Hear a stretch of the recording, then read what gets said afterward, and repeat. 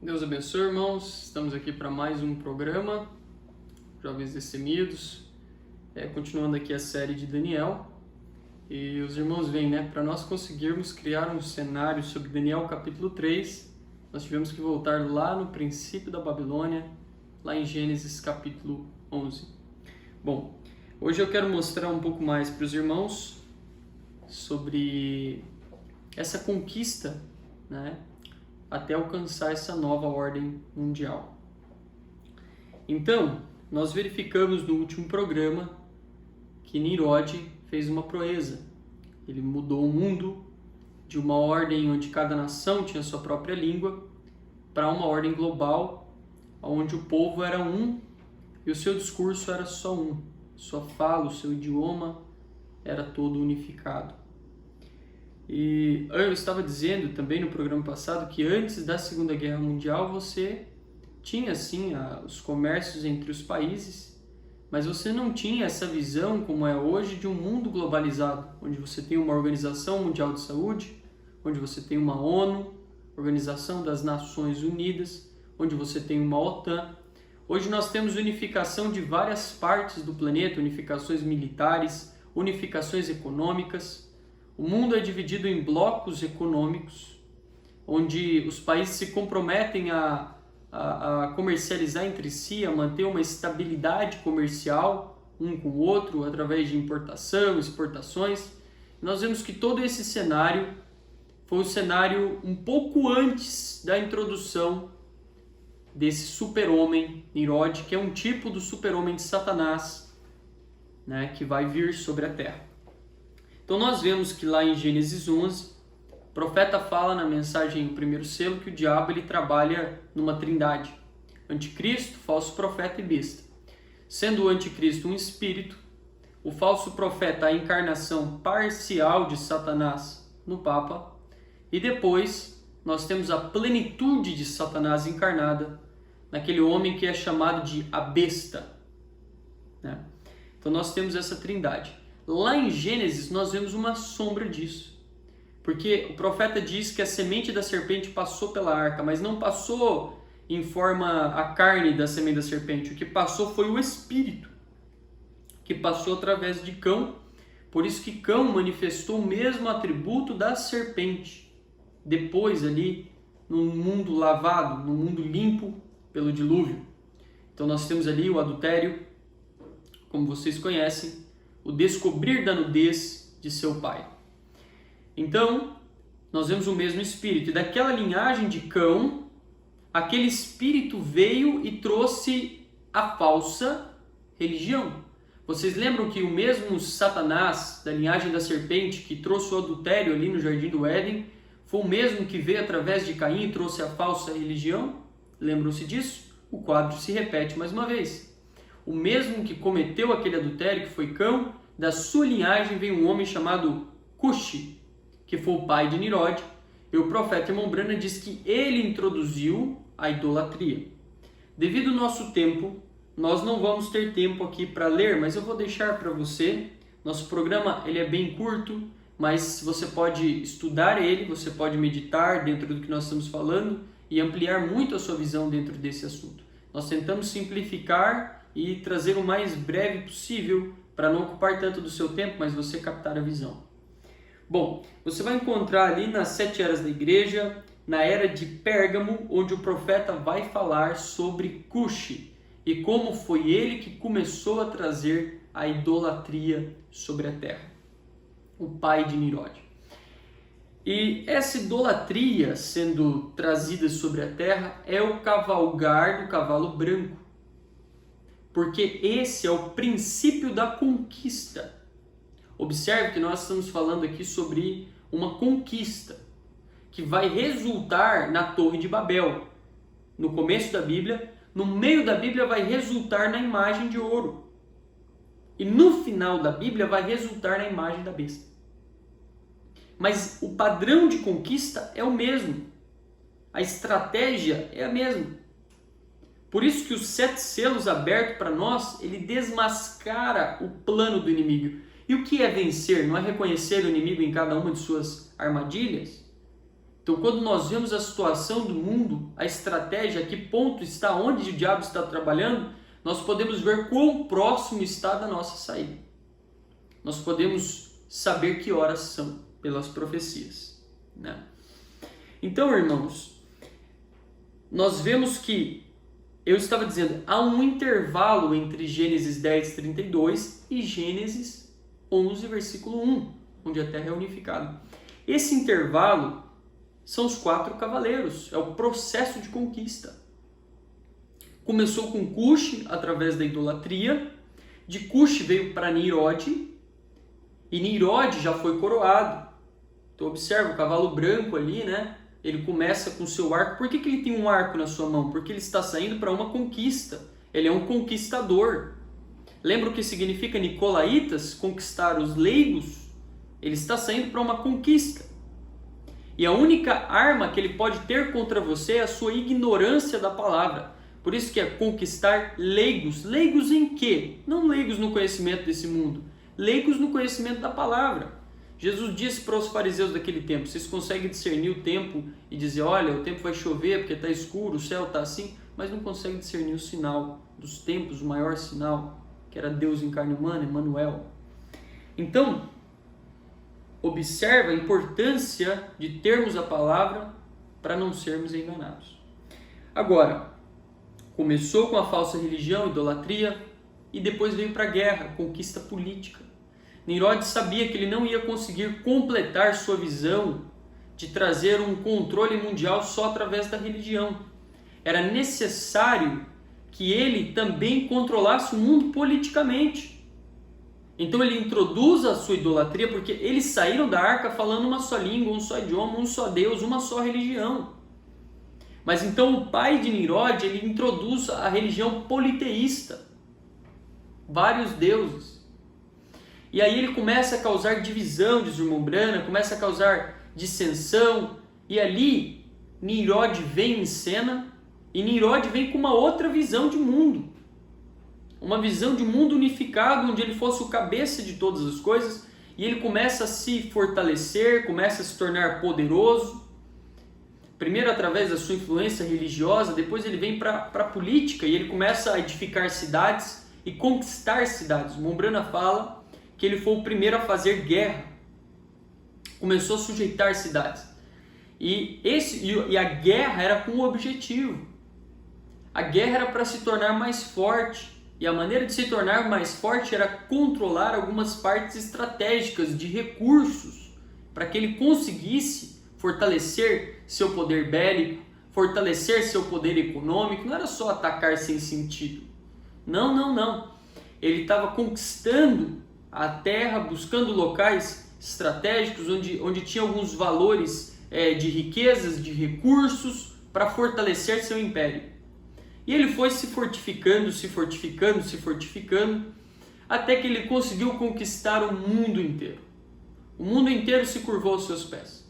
Quem poderia fazer guerra a Nimrod? Foi uma repetição de Apocalipse, onde diz: quem poderá fazer guerra à besta?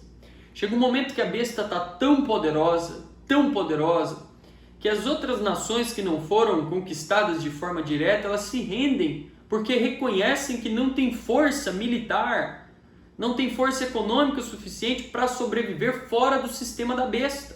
Porque eles estão controlando as economias, os recursos, as importações. Então observa que é um quadro que se repete. E a mesma coisa aconteceu no tempo de Daniel. Agora, antes de irmos para Daniel, somente para fecharmos esse ciclo sobre a nova ordem mundial, lembrando que, observe o paralelo, lá em Gênesis 11, depois que ele unificou o mundo sob seu império, depois que ele fez isso, ele introduziu a sua religião de forma obrigatória. E ele estabeleceu a sua torre, que tem um significado duplo para nós, tanto espiritual quanto físico. O profeta pregou a mensagem da Torre de Babel. Sabemos que a torre era com o objetivo de chegar ao céu sem ser pelo arrependimento. Então isso são as denominações. Aquela torre é um tipo da imagem da besta, que são todas as denominações juntas, formando ali uma Torre de Babel, que prega uma ida para o céu sem ser pela mensagem do profeta. sem ser pela mensagem que Noé trouxe, que Nirode, ele fundou uma nova religião e disse, vamos construir uma torre para chegar ao céu, sem ser o caminho que Noé havia deixado, que era o caminho de Deus, o caminho do verdadeiro Deus, do arrependimento, de se render a Deus, de ser certo, honesto, justo. Eles não queriam. Mombrand diz que eles querem chegar ao céu, eles querem um líder que resolva seus problemas sem eles largarem sua vida de pecado. E foi a mesma coisa lá. Agora, observa que o cenário que coloca Nirode em cena é um cenário caótico, onde eles precisam de um salvador por causa dos seus problemas econômicos, seus problemas sociais. E Nirode controlando já a economia do mundo. Então a única solução que eles têm é se render para esse sistema. Agora, essa conquista, nós vamos ver, essa conquista ela acontece em 3 partes. Porque o ser humano tem 3 partes, ele tem corpo, espírito e alma. E quando você vai lá em Apocalipse, capítulo 18, versículo 13, a Bíblia diz que essa prostituta ela é dona de corpos e almas de homens. Então é uma conquista tríplice. Corpo, espírito e alma. Ah, mas por que a Bíblia só fala corpo e alma? Porque o espírito é simplesmente um fôlego de vida que volta a Deus. Mas o corpo e alma significa que ele está controlando as 2 mortes. Ele pode tirar a sua morte no corpo, mas ele também tem pessoas que ele está tirando a morte na alma. Entendem? Então o que acontece? Essa conquista tríplice, para você conquistar o corpo de uma pessoa, você precisa de força bélica, força militar, para você cercar uma cidade, é uma conquista física, né? Então essa é a primeira parte. Você precisa de controle econômico e controle militar. Controle militar para você intimidar, controle econômico porque você tem que ter como sustentar essas pessoas e você também, quando você controla a economia, você pode gerar uma pressão sobre as pessoas para que elas cedam ao seu sistema. Que é o caso do que vai acontecer antes da noiva partir. A pressão econômica que vai fazer as pessoas cederem, né? A pressão do dinheiro que vai fazer as pessoas cederem e não ficarem ao lado da palavra, mas aqueles que têm mais amor ao dinheiro do que a Deus, aos deleites da vida do que a Deus, todos esses vão ceder. Agora, observe então essa conquista. Então, para o corpo você precisa de poder militar, certo? Para você cercar, para você ameaçar, para você intimidar. Você precisa de poder econômico para você dizer, olha, eu controlo aqui a economia, né? Eu te dou alimento, porque se você não dá alimento para a população, ela se rebela. Você sabe a política do Império Romano, que era pão e circo. Por que pão e circo? Porque com pão você controla a rebelião, porque o povo está alimentado. E com o circo você desvia o foco para que as pessoas não percebam que elas são os seus escravos. E a estratégia do Império Romano nunca mudou. É isso que ele está dando hoje para o mundo. Pão e circo. Enquanto ele conquista tudo. E as pessoas são escravas desse sistema. Agora, a mesma coisa que aconteceu lá, então vamos lá, conquista do corpo, militar e econômica. Conquista do espírito, pensamento das pessoas. A maneira de você conquistar o espírito das pessoas é através dos meios de comunicação. Você precisa ter uma forma de influenciar as pessoas através de um meio de comunicação, de um sistema de comunicação, onde você possa estabelecer, transmitir para as pessoas a sua influência, a sua maneira de ver as coisas. Então você conquista o corpo, você conquista o espírito como? Meios de comunicação. Comunicação, falando para as pessoas. Então você conquista o espírito delas. Essa é a segunda parte. Educando, passando informações, né? Você manipula as pessoas através das informações. Essa é a segunda parte da conquista. Terceira parte da conquista é a alma. Você conquista a alma através da religião falsa. Então observa, conquista o corpo pelos poderes militares, bélicos e poder econômico. Conquista o espírito através de entretenimentos, meios de comunicação. Você manipula a mente das pessoas.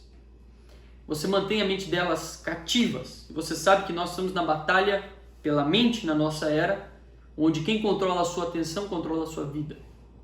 Então observa como que o diabo quer manter as pessoas envolvidas em entretenimentos para que elas não tenham tempo para ler a palavra, não tenham tempo para se aprofundar com Deus, para que o tempo fique tanto. Por isso que a Bíblia diz que nós temos que aprender a remir o tempo, porque eles estão batalhando pela sua mente, pela sua atenção.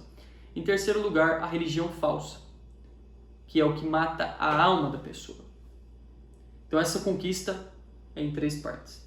Agora, apenas para mostrar que a repetição da Torre de Babel está nos nossos dias, eu quero ler alguns versículos aqui do livro de Apocalipse. E aí nós vamos então para o livro de Daniel. Agora, todo esse cenário que nós estamos criando, nós vamos ver lá dentro do livro de Daniel, capítulo 3. Nós estamos criando uma base bem sólida para você poder enxergar lá também. Tá bom? Você vê que não é só o livro de Daniel. O plano de redenção ele é Gênesis e Apocalipse. Tudo. Ele vai se completando, é um plano só. A Bíblia fala de uma única história. É a revelação de Jesus Cristo, é uma só redenção. É um só plano de Deus e um só desmascarar de um plano do inimigo. Então vamos aqui, irmãos, em Apocalipse aqui, eu disse no programa anterior, Apocalipse 13 é o controle da adoração, é o controle religioso. Apocalipse 17 é o controle político. E Apocalipse 18 é o controle econômico, da mesma besta. Mas 3 tipos de domínio que ela vai ter. Lá no livro de Daniel nós vemos esses 3 domínios também. E observa que o domínio religioso, ele quando você tem um império onde você quer solidificar uma união,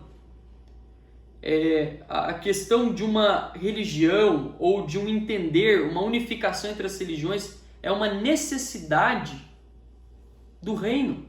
É uma necessidade para estabilidade. Você precisa de estabilidade política. E religião é uma coisa que causa dissensão, distúrbio, guerras. Então, quando você tem uma visão de um reino unificado, como é Nirod, como é Nabucodonosor, como é o falso profeta que vai se tornar a besta, você precisa ter uma maneira de unificar, de unir as línguas. Você precisa que os católicos falem a mesma língua dos testemunhos de Jeová, dos adventistas. Caso contrário, você não vai ter um império unificado. Caso contrário, o seu império ele é fragilizado.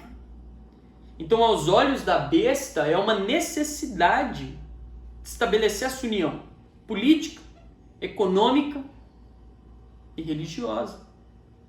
É uma necessidade. Quando você tem uma unidade política, você não tem competições pelo poder. Quando você tem uma unidade econômica, você não tem competição pelos recursos. Quando você tem uma unidade religiosa, você não tem competição para saber quem está certo e quem não está. É o padrão ideal de mundo que as pessoas querem. É o tipo de paz que elas querem. Mas não através de Jesus Cristo. Eles querem toda essa paz, essa prosperidade, sem se arrepender. E é onde Deus vai entregar para eles o que eles querem. Vai responder segundo o ídolo do seu coração, conforme Ezequiel 14. E vai entregar o que eles querem. É isso que vocês querem, então eu vou dar para vocês a operação do erro. Vou dar para vocês a besta. Para vocês verem onde isso vai parar. Então, irmãos, eu quero pegar aqui Apocalipse capítulo 17, versículo 13. Nós vamos ler o 13, o 14 até o final aqui, só para mostrar para vocês que nós temos uma repetição da Torre de Babel nos nossos dias, tá bom? Apocalipse capítulo 17, verso 13. Estes têm o mesmo intento. Aqui está falando dos 10 chifres, tá? Conforme vocês viram o irmão Jonatas trazendo sobre os 10 reis, são esses 10 chifres aqui de Apocalipse 17. Olha o versículo 13. Este tem o mesmo intento, uma só língua, um só pensamento, uma só intenção. E entregarão o seu poder e autoridade à besta. Estes combaterão contra o Cordeiro e o Cordeiro os vencerá. Então eles entregam sua autoridade à besta e agora no versículo 14 já salta lá para Apocalipse 19, o Armagedon. Estes combaterão contra o Cordeiro e o Cordeiro os vencerá porque é Senhor dos senhores e Rei dos reis. Ele está vindo como filho de Davi, como rei no milênio. Vencerão os que estão com ele, chamados e eleitos e fiéis. Então observa, Apocalipse 17 é o último animal que Daniel viu, é os pés da estátua, os 10 reis, e aí já está mostrando a pedra cortada sem mãos descendo, que é quem? É o Cordeiro e seus súditos. Então versículo 15. E disse-me, as águas que viste onde se assenta a prostituta são povos e multidões, nações e línguas. Esse é onde ela está controlando, onde ela está assentada, né? E os 10 chifres que viste na besta são os que odiarão a prostituta e a colocarão desolada e nua e comerão a sua carne e a queimarão no fogo. Porque Deus tem posto em seus corações que cumpram o seu intento e tenham uma mesma ideia, uma língua, e que seu reino deem a besta até que se cumpram as palavras de Deus. E a mulher que viste é a grande cidade que reina sobre os reis da terra. Então observa, Deus vai permitir que eles tenham uma mesma ideia, um mesmo intento, um mesmo objetivo. Mas depois, quando chegar o tempo deles se destruírem, esses mesmos reis que deram apoio a ela vão destruí-la. Esse mesmo por quê? Porque Deus deu para que colocou no coração deles para que cumpra o intento. Então o mesmo Deus vai colocar no coração deles para que eles se destruam. É disso que se trata o Armagedon. As nações destruirão a si mesmas, cumprindo as profecias, as palavras que saíram pela boca do profeta. Por isso que Cristo mata com a espada que sai de sua boca. É cumprimento de profecia, é cumprimento de sua palavra. E Deus tem seus agentes para cumprir a sua palavra. Porque Deus não destrói o homem, mas permite que o homem se destrua. Que Deus te abençoe e até o próximo programa.